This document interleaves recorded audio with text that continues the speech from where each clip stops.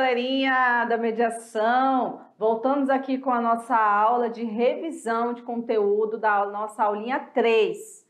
O que nós tratamos nessa aula, hein, gente? Foi muita coisa, né? Nossa, tô lembrando aqui, é muito conteúdo. Mas a gente vai tentar em 5 minutos fazer uma revisão aí, um resumão do que nós falamos, né? Então vamos aqui para o nosso quadro para a gente ver o que foi que nós falamos nessa aula, em que a gente tratou, né, dos tipos de Estado, sistema de governo, forma de governo. O que foi que nós falamos nessa aula de hoje que ajudou você a entender melhor como funciona tanto o sistema brasileiro, né, o nosso sistema de governo, como também de outros lugares do mundo, porque a gente está falando do Ocidente, né? Então, vamos aqui para a nossa tela.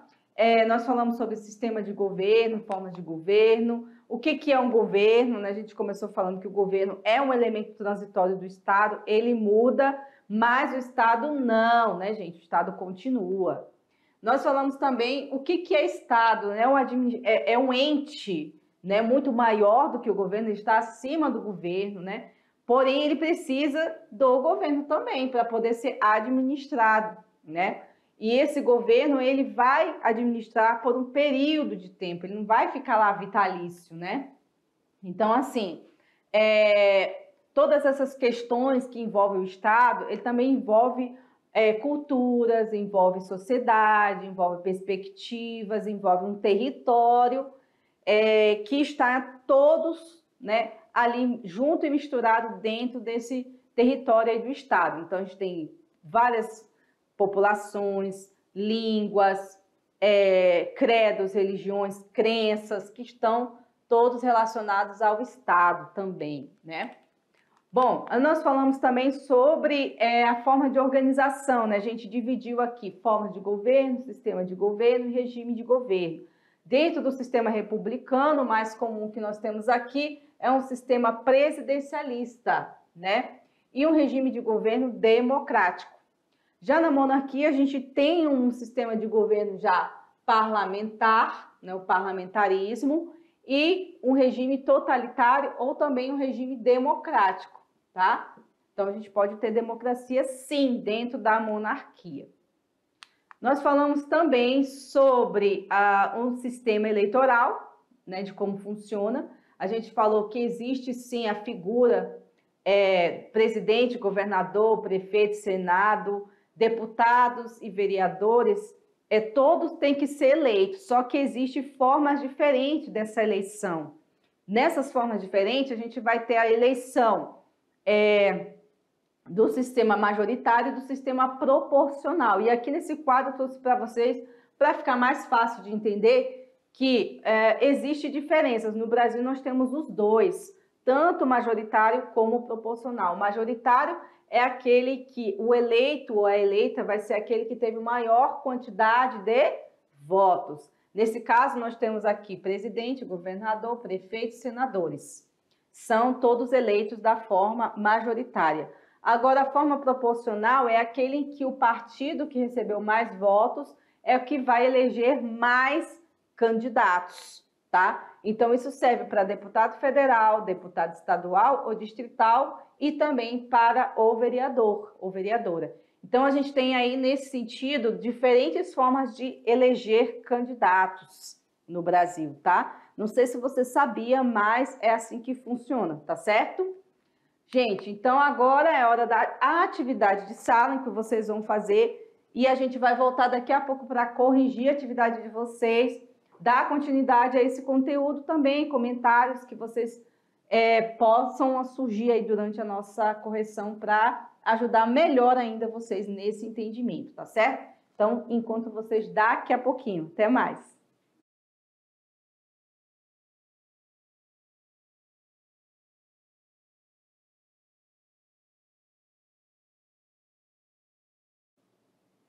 Oi, gente! Voltamos aqui para a nossa aulinha de correção de conteúdo, no qual nós vamos falar um pouco melhor, vamos corrigir as atividades que teve como tema essa questão aí dos sistemas de partido, como funciona uma eleição, qual é a figura do presidente, a figura do monarca. Lembra que a gente deu esse tratamento aí, vocês estão vendo como é importante a gente ter essa base, né? Porque você vai sair da escola, você vai sair totalmente informado de como funciona o sistema brasileiro.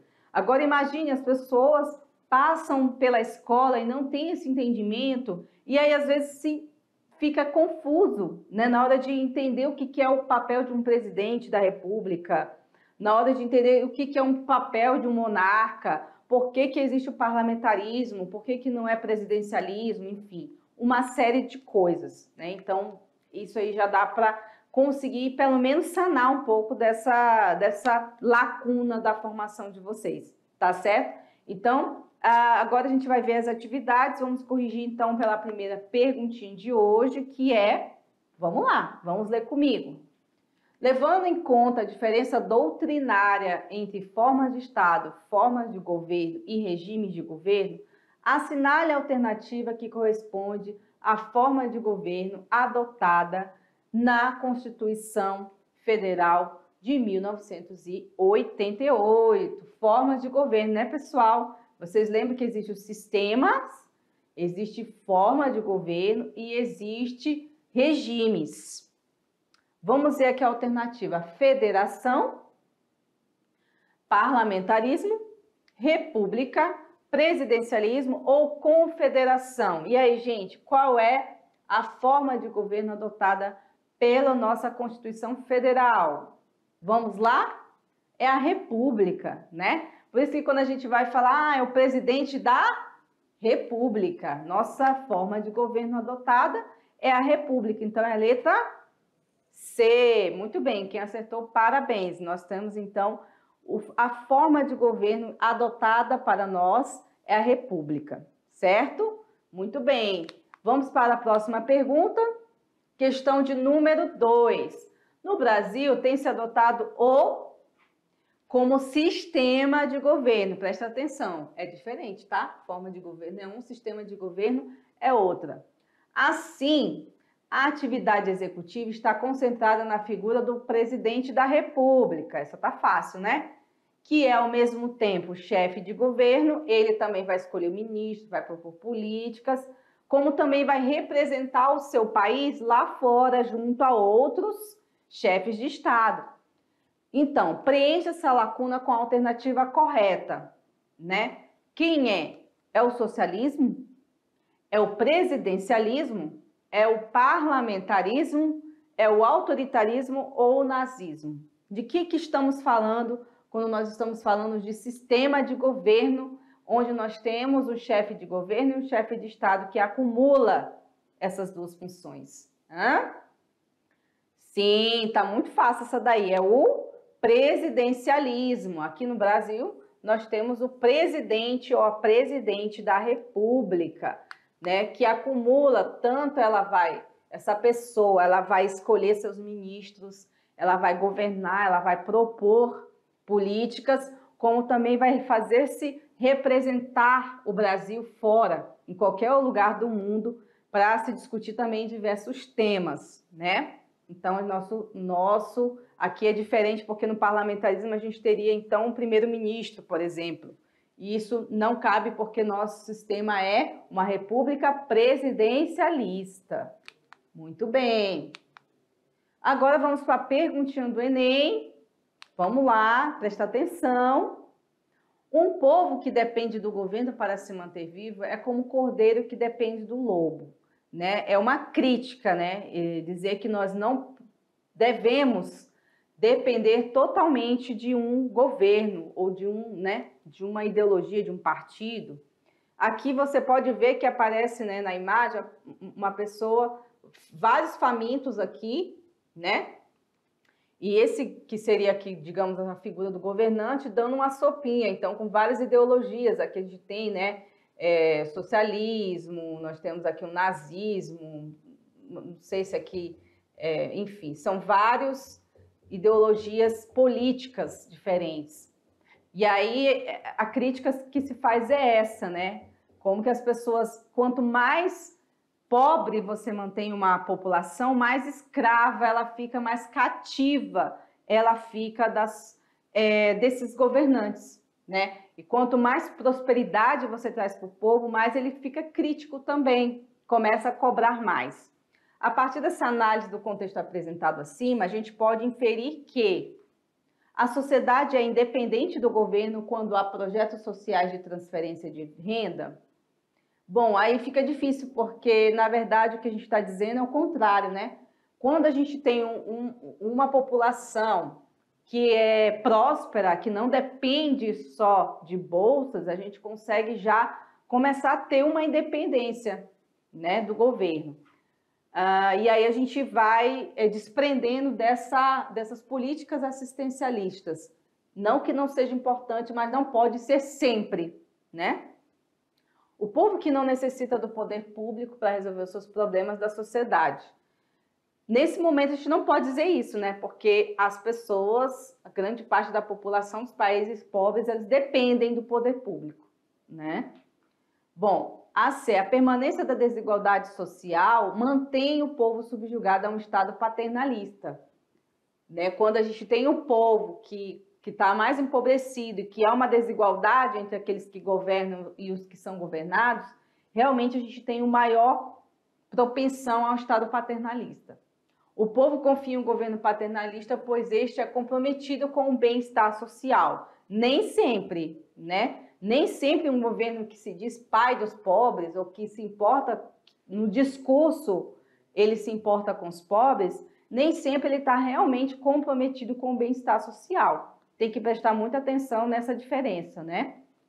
Outros benefícios sociais são importantes para o povo viver sem o auxílio governamental, né? Essa resposta também está um pouco fora da casinha, porque os benefícios sociais, né, são promovidos pelo auxílio governamental, nesse sentido, né? Quando o povo depende desse auxílio para poder ter o mínimo, né? Como a gente tem aí as bolsas, os auxílios, enfim. Bom, então, resumidamente aqui, qual dessas vocês acreditam que seja a resposta correta, pessoal? Pela análise aqui, acho que já ficou claro que é a letra C, né?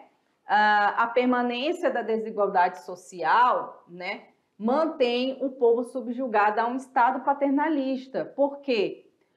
Porque nos países onde nós temos uma grande riqueza, como o caso do Brasil, que tem um PIB altíssimo, nós temos um grande PIB, porém isso não se configura numa igualdade social. Pelo contrário, parece que quanto mais o Brasil vai enriquecendo, mais aumentando a desigualdade. Então a gente precisa, na verdade, diminuir a desigualdade social para que o Estado seja menos paternalista. Claro que sempre vai haver pobres, sempre vai haver pessoas que precisam, mas quando a gente diminui essa desigualdade, aí diminui também o papel do Estado nessa função, né? Ele pode se preocupar com outras coisas, né? Com a tecnologia, com a melhoria da educação. Agora, quando a gente só acaba se preocupando com a fome, miséria, isso é sinal de que o país não está avançando, as coisas não estão acontecendo, né? Então é isso. Parabéns para quem marcou a letra C. Então vamos para a nossa última perguntinha do dia. Explique o que é república. Nosso estado é uma república, né? E o que é república, hein, gente? República, ela se opõe à forma monárquica. Por quê? Porque ela manifesta a rejeição ao governo aristocrático ou mesmo aos governos oligárquicos. Lembra que eu falei para vocês que um governo aristocrático, quando ele se corrompe, ele acaba virando oligarquias, né? Como eu falei, no caso do Brasil, aconteceu muito no passado, as oligarquias paulistas, as oligarquias mineiras lá, que se transformavam em verdadeiros grupinhos que conseguiam se beneficiar das políticas do Estado, né? Então, nela, os presidentes e ministros, né, na República existe a figura dos presidentes e ministros, eles têm que ser eleitos. Na República não pode ter a figura da não eleição, porque aí deixa de ser república, vira outra coisa. Então, em uma república que funciona normalmente, tem que ter eleição. No caso do Brasil, né, de 4 em 4 anos a gente elege presidente, a gente elege senadores, a gente elege deputados, né? A gente elege os nossos governantes que vão mais à frente escolher os seus ministros, né? No caso, eles vão representar os nossos interesses. Então, de 4 em 4 anos, nós temos um novo presidente, ou até mesmo reeleito ou reeleita, porque aqui no Brasil a gente tem a possibilidade de reeleger tanto o presidente, né, como governadores, como também deputados. A gente reelege os deputados, né? Os deputados não têm essa limite, né? Então eles podem se reeleger várias e várias vezes, e já o presidente não, ele tem a possibilidade de se reeleger apenas uma vez, e depois, se ele quiser de novo, ele tem que esperar mais um mandato e se candidatar de novo, tá?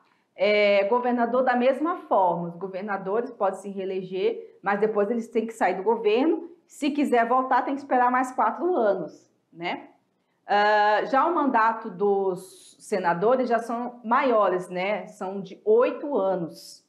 Senadores também não têm limite de reeleição, tá? Então, assim, vocês percebem que são diferentes os cargos políticos, os ministros, por exemplo, eles vão estar, não existe eleição para ministro, então, quando o governo sai, os ministros também saem, né? Os ministros que foram escolhidos por aquele presidente, quando ele sai do poder, todos eles saem, secretários, ministros, né?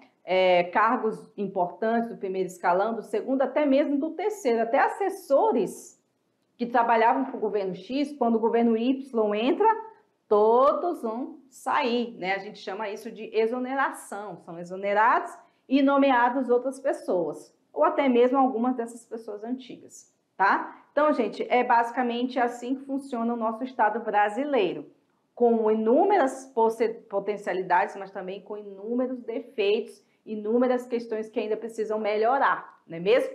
Então, gente, nossa aula termina por aqui. Espero que vocês tenham gostado e sigam ainda a nossa disciplina nas nossas redes sociais, aí também no nosso canal da mediação, que ainda tem muito conteúdo para a gente trabalhar no terceiro ano, tá certo? Um abraço e até mais!